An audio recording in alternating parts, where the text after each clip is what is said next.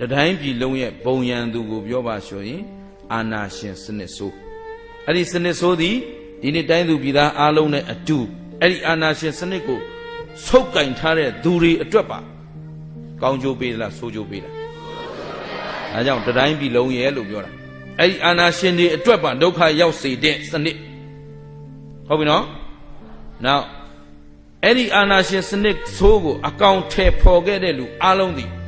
တိုင်းပြည်ကိုပြုစုစောင့်ရှောက်တဲ့လူတွေလားဖျက်ဆီးတဲ့လူတွေလားအဲ့ဒါပြည်ဖြတ်သမားတွေ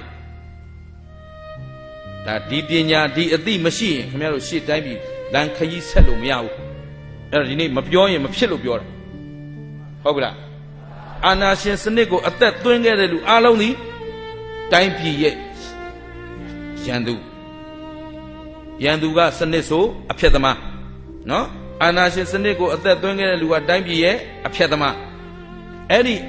အာနာရှင်စနစ်သက်ဆိုးရှည်အောင်နောက်ကကူညီထောက်ပံ့နေတဲ့ပုဂ္ဂိုလ်တွေဟာတတိုင်းပြည်လုံးရဲ့သစ္စာပေါက်ရှင်းလားနိုင်ငံနဲ့နိုင်ငံသားအားလုံးရဲ့သစ္စာပေါက်အဲ့ဒီအသိတရားမရှိရင်ဒီတိုင်းပြည်ပြန်ထူထောင်လို့ကျင်းသလားအဲ့တော့တို့ကပုဂ္ဂိုလ်ကိုညွှန်းမလားစနစ်ကိုညွှန်းရမလားအဲ့ဒါပညာခေါင်းဆောင်မှဆိုတာပညာမရှိတော့ငါတို့ဘာကြောင့်ဆင်းရဲသွားမှမသိဘူးဘာကြောင့်အောက်တန်းကျနေမှကောင်းပြီနောက်တစ်ဆင့်ထပ်ပြောတော့မယ်အခုဒီပြောထားတာကိုမှတ်ထားနော်